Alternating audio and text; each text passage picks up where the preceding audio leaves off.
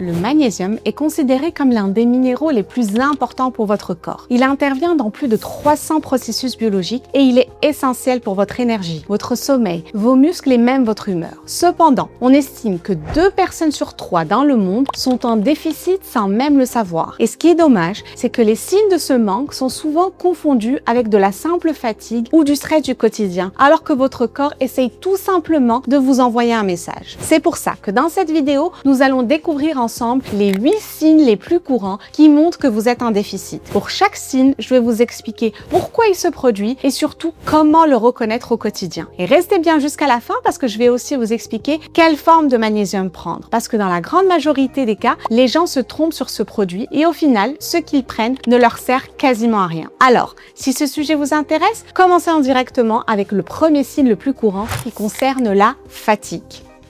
Et pas n'importe quelle fatigue, une fatigue persistante, que ce soit physique ou mentale, même après une bonne nuit de sommeil. Vous savez, cette impression d'être épuisé de le réveil alors que vous avez dormi suffisamment. Ou cette sensation d'avoir la tête lourde en permanence, d'être au ralenti, de ne pas arriver à être pleinement concentré dans votre journée. En fait, ce qu'il faut savoir, c'est que le magnésium joue un rôle essentiel dans la fabrication d'énergie par votre corps. Sans entrer dans les détails trop techniques, dites-vous simplement que chaque cellule de votre corps a besoin de magnésium pour produire de l'énergie. C'est un peu comme l'essence pour une voiture. Sans essence, la voiture ne démarre pas. Sans magnésium, vos cellules ne peuvent pas produire correctement l'énergie dont elles ont besoin. Et il y a un piège que je vois très souvent. Quand on est fatigué, quand on a du mal à se concentrer, qu'on se sent ralenti, le réflexe c'est de boire plus de café. Le problème, c'est que la consommation excessive de café diminue justement l'absorption du magnésium par votre corps. Donc, ce que vous faites, c'est que vous buvez du café pour avoir de l'énergie, mais en faisant ça, vous diminuez votre magnésium et vous devenez encore plus fatigué. Le deuxième signe concerne les crampes.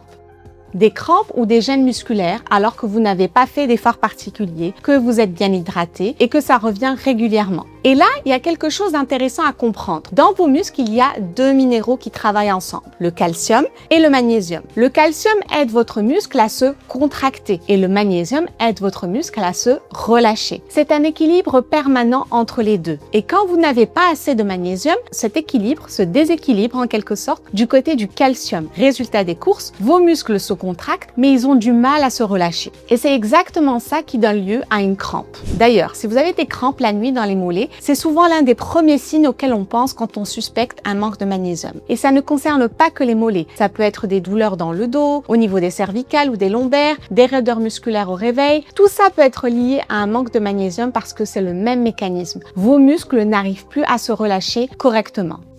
En troisième position, nous avons les troubles du sommeil.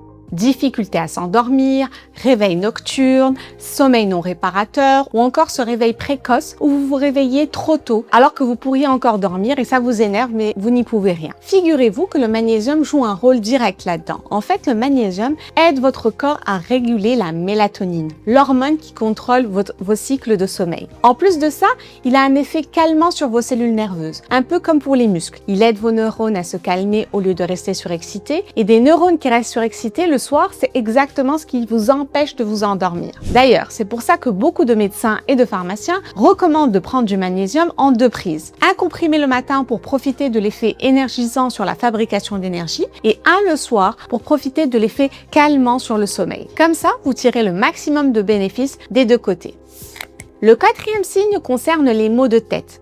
Des maux de tête qui reviennent de façon fréquente et répétée, sans explication évidente. Encore une fois, les maux de tête peuvent avoir beaucoup de causes, mais le magnésium intervient dans la régulation de la tension de vos vaisseaux sanguins et dans la transmission de vos signaux nerveux. Du coup, quand vous en manquez, vos vaisseaux peuvent se contracter de façon excessive et vos nerfs peuvent devenir plus sensibles. Et c'est souvent le mécanisme qui déclenche des maux de tête récurrents. Saviez-vous que plusieurs études ont montré que les personnes qui souffrent de migraines fréquentes ont souvent des niveaux de magnésium plus bas que la moyenne. D'ailleurs, c'est un lien qui est de plus en plus reconnu dans la communauté scientifique et dans certains cas, une simple supplémentation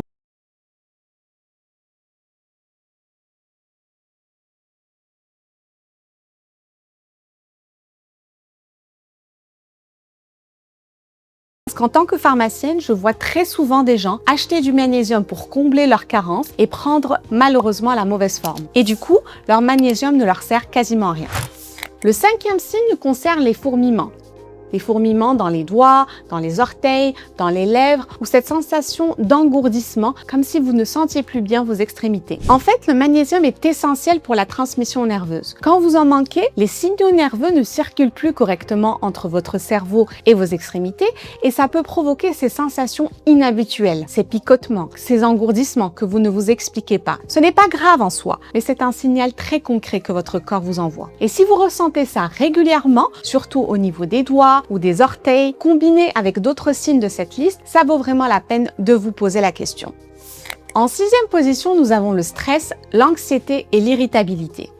Et là, c'est vraiment intéressant parce qu'on entre dans un vrai cercle vicieux. Le magnésium aide votre corps à fabriquer de la sérotonine qui est un neurotransmetteur du bien-être et de la sérénité. Il aide aussi à faire baisser le cholestérol qui est l'hormone du stress. Donc, quand vous en manquez, vous avez moins de sérotonine et plus de cortisol. Résultat des courses, vous devenez plus irritable, plus anxieux, vous réagissez au quart de tour, vous prenez tout à fleur de peau, vous pouvez même ressentir des oppressions respiratoires, des palpitations ou une transpiration excessive. Mais là où ça devient un vrai piège, c'est que le stress lui-même fait perdre du magnésium. Donc, plus vous êtes stressé, plus vous en perdez. Et moins vous en avez, plus vous êtes stressé. C'est donc un véritable cercle vicieux. Du coup, si vous êtes quelqu'un de nerveux ou d'anxieux de nature, ou si vous traversez une période de stress intense, en tant que pharmacien, je vous conseille vraiment d'en prendre. Ça va vous faire beaucoup de bien et vous allez vous sentir beaucoup plus apaisé.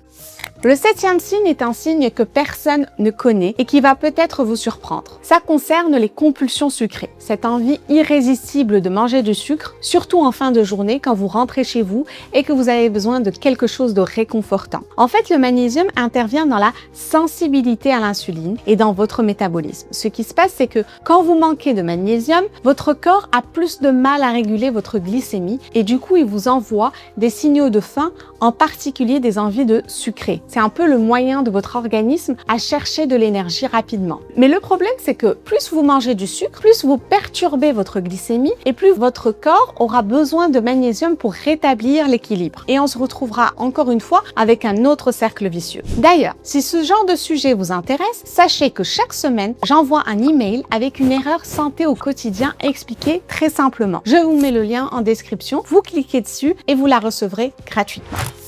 Et le 8e signe que tout le monde connaît mais que personne n'associe forcément au magnésium concerne la paupière qui tremble. Vous savez, cette sensation où votre paupière se met à trembler toute seule sans que vous puissiez la contrôler. Ça peut durer quelques secondes, quelques minutes, parfois ça revient pendant plusieurs jours. Et c'est vraiment agaçant parce qu'on a l'impression de ne plus maîtriser sa propre paupière. En fait, c'est exactement le même mécanisme que les crampes. Votre paupière, c'est un muscle. Et quand il n'y a pas assez de magnésium pour contrebalancer le calcium, ce petit muscle se contracte de façon involontaire. C'est d'ailleurs considéré comme l'un des signes les plus caractéristiques et les plus reconnaissables d'un manque de magnésium. Alors bien sûr, on peut avoir la paupière qui tremble sans être en déficit, mais si ça revient régulièrement et que vous avez aussi d'autres signes de cette liste, ça commence à faire une série d'indices assez clairs. La bonne forme de magnésium. Maintenant que vous connaissez les signes d'une carence en magnésium, la grande question est de savoir qu'est-ce qu'on fait après. Et la première chose que je vous recommande, c'est d'enrichir votre alimentation, sachant que les aliments les plus riches en magnésium, ce sont le chocolat noir au-dessus de 70% de cacao, les amandes, les noix, les légumineuses comme les lentilles et les pois chiches, les graines de courge et les fruits de mer. Ceci étant dit, si vous avez une vraie carence, l'alimentation seule ne suffira pas. Il faudra prendre un complément alimentaire. Et c'est là que ça devient important, car la plupart du temps, quand vous achetez du magnésium en pharmacie ou en parapharmacie, vous allez tomber sur de l'oxyde de magnésium. Même le fameux magnésium marin, c'est souvent un mélange d'oxyde et de chlorure. Le problème, c'est que ces formes sont très mal assimilées par votre corps, car votre métabolisme doit les transformer avant de pouvoir les utiliser. Et du coup, le rendement est alors très faible. En plus, ces oxydes de magnésium sont souvent mal tolérés au niveau digestif, avec des ballonnements ou des diarrhées. Et du coup, beaucoup de gens se disent « le magnésium, ça ne me convient pas ». Alors qu'en réalité, c'est juste la forme qui n'était pas la bonne. Les formes de magnésium que je vous recommande sont ceux de cette liste. Le biglycinate, le glycérophosphate, le citrate ou le malate de magnésium. Ce sont des formes organiques beaucoup mieux assimilées et beaucoup mieux tolérées par votre organisme. Et d'ailleurs, le biglycinate est probablement la meilleure forme d'entre eux car il permet d'atteindre un taux d'absorption d'environ 80%, ce qui est vraiment excellent. Et en plus, il aide à se détendre et à mieux dormir, ce qui en fait un double bénéfice. Mon autre recommandation est de choisir idéalement un complément qui associe le magnésium à de la taurine et à de la vitamine B6. Car la taurine est un acide aminé qui aide le magnésium à entrer dans vos cellules. Et la vitamine C favorise son alimentation. C'est donc un trio très efficace qui peut vraiment faire la différence. Au niveau de la dose, je vous recommande de prendre au moins 300 mg de magnésium par jour pour un adulte que je vous conseille de prendre en 2 prises. Une fois le matin et une fois le soir. Et dernière chose importante, il faut savoir qu'il n'existe pas de cure de magnésium. Tout simplement parce que votre corps n'a pas de réserve. Si vous en prenez pendant un mois et que vous arrêtez, les bénéfices s'arrêteront aussi. Si vous êtes quelqu'un de stressé ou de fatigué de nature, il est donc tout à fait possible d'en prendre à l'année. Il n'y a aucun danger tant que vous respectez les doses et que vous prenez la bonne forme. Voilà, j'espère que ces informations vous seront utiles, que vous avez pu apprendre de nouvelles choses. Si c'est le cas, n'hésitez pas à me le dire en commentaire. Et si ce sujet vous intéresse, il y a de fortes chances que cette vidéo juste ici vous plaise également.